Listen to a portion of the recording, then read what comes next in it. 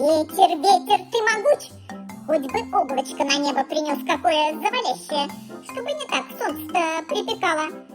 Мы за земляникой, что ли, сюда пожаловали-то, хозяйка? Я так и подумал, что нет. Нет ни обилия ягод, и корзинки у нас тоже нет. Это ты чего?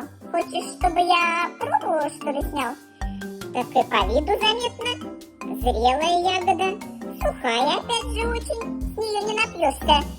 Так что ешь-ка сама, дорогая моя, если, конечно, хочешь. И ой, ну, не настаивай. Не буду, сказал же уже. Что делаю? Да к ветру пытаюсь обратиться. Чтоб тучек дождевых, может, подкинул бы нам сюда. По случаю.